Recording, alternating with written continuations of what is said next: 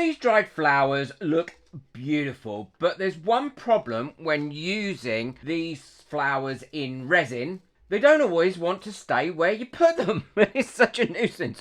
You put them in, they float around, they float up to the top. You have to keep pushing them down. Today I'm going to see if I can stop them floating, position them exactly where I want them, and then turn this amazing little rabbit mould into a little single-stemmed flower vase using these test tubes. And the great thing is you can get these test tubes anywhere, so you're not restricted to only making 3 of these if you want to make a lot more. Now these molds, when you're going to put them in a test tube, they always come with these little tubes. Now you need to make sure that you put that in there like that and that in there like that, and make sure it's in there completely, because if not, you're not going to have the little gap to put your test tube through at the end. So it's vital. And then once it's finished, it will become a small little vase or vase. But the real test today isn't just to see whether the vase works, because we know that this is going to work. The real test is how we're going to stop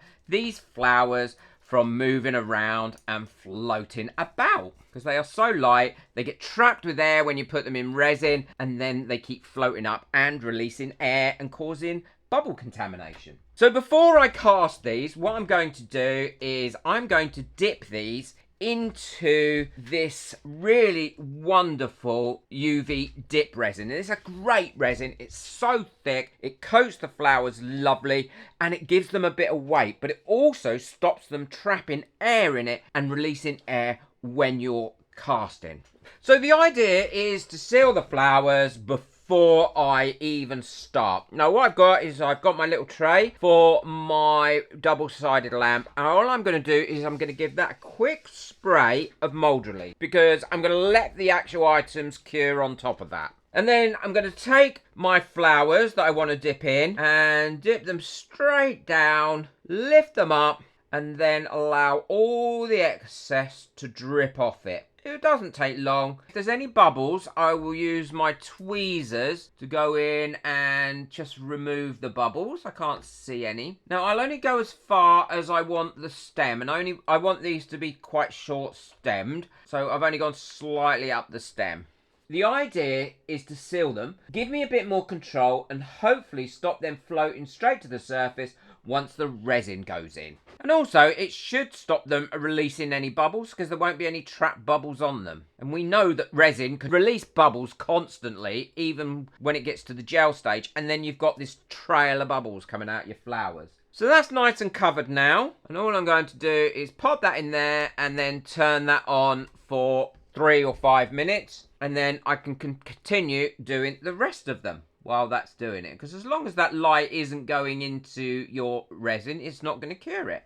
Well, these should all be cured now, so I can just take them out of there, and they should come off of here really easily. Yeah, they are. And now you can see they are fully sealed. What I'm going to do is go ahead and do quite a few more, and then I can decide which ones I'm going to put in that mould. Well, now all my flowers are sealed. I've done quite a nice little assortment of them. I'm probably not going to use all of them, but what I am going to do is try and get 2 separate layers of them. So I'm going to put my first layer of resin in, then put my flowers in, and then let that get to the gel stage, and then put my second layer of flowers in and put my resin in there as well. And the resin I'm going to be using for this is the J. Diction High Gloss Epoxy Resin. It is an amazing price for a whole gallon of it, and it gives a great result as well. And it's a 1-to-1 resin, and I'm going to mix that up now. So I've started by arranging the flowers that I've done out so I can easily pick up which ones I want. I don't want it to look too crowded, but I also don't want it to not have enough, and I want it to have some depth and layers. I'm also trying to think where the test tube will sit as well, as I don't want flowers fighting against that shape too much.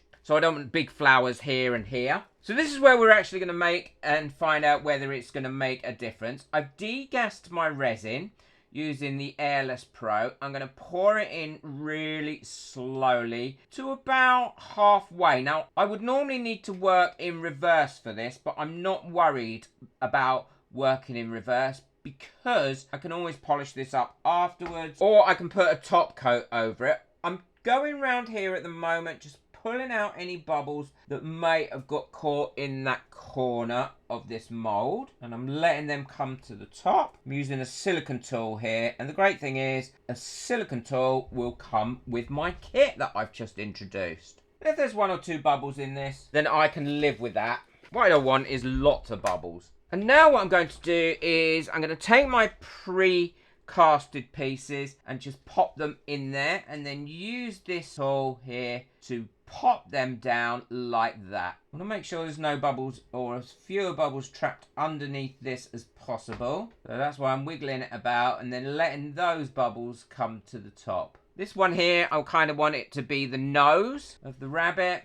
That one is going to be almost like an eye. And now I'm going to keep placing my flowers around where I think they should go. Before I start the main resin pour today, I want to quickly show you what I've got running beside me. This is the air purifier light by Resiners. So if you craft at your desk, in a spare room, a small studio corner, or even a little apartment setup, this is the version that's aimed more at that kind of smaller space. It still uses the same high efficiency filter as the large module, with the TVOC removal rate of 85.9%. It has a great little digital display here.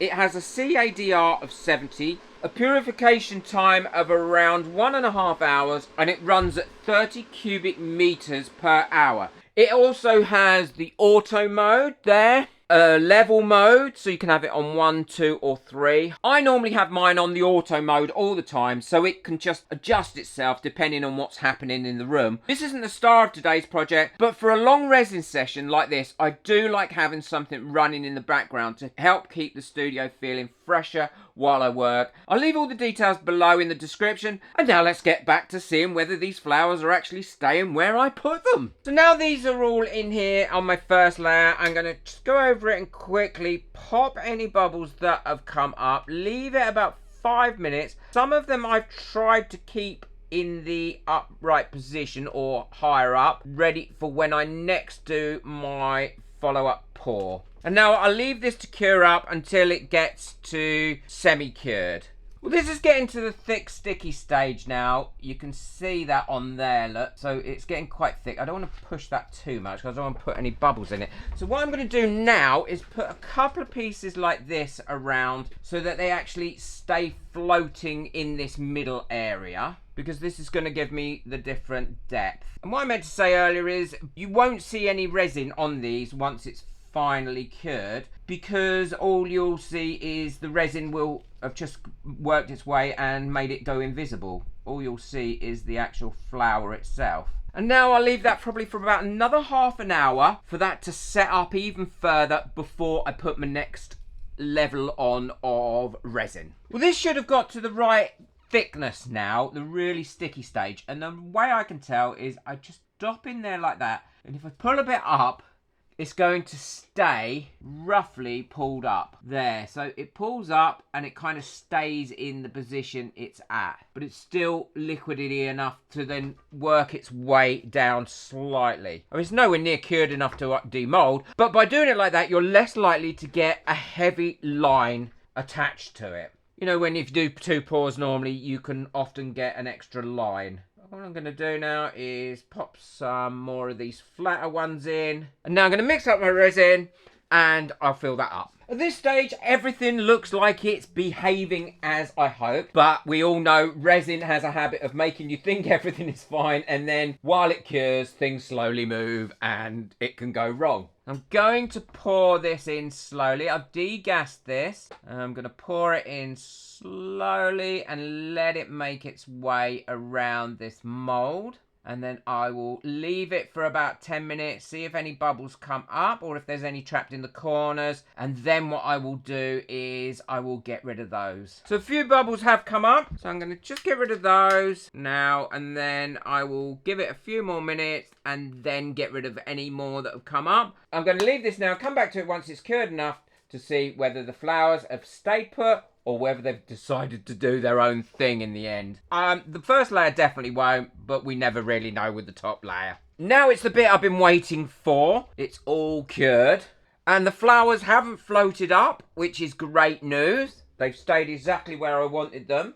And because this is a clear resin, there is nowhere for mistakes to hide. Oh, this mould's lovely. And as you can see, because we did that at the gel stage, there is no real distinct line there. But there is a slight bit of overpour in a couple of places. All I'm going to do is go around that with a little blade here. And that's just where because of my tremor, I sometimes spill it onto the edge. But you're not actually going to notice that. So there's the other side. I quite like that side as well. And all you do to get this bit out is squeeze it together and pull that out.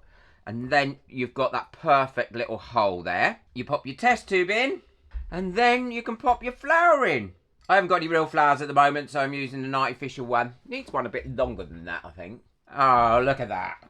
And I think this gives it a real proper purpose rather than it being just decorative. That's so cute. And we can't see a line at the top, which is really important. So as a way of holding dried flowers in place, it works exceptionally well. I like the placement of the little nose flower and the eye. I think that finishes it off just that little bit more. I'm very pleased with how that's come out, and it certainly works. It makes a big difference, and look at that. There's hardly any bubbles that have been released in there from those flowers, and no floating, which is the important thing. Let me know what you think of this, because I think this has really worked well for lots of different flowers. And if you want to see another resin experiment where the colours did something I honestly didn't expect, watch this video next. Please hit the like button, hit that subscribe button, but most of all, enjoy your resin. Take care.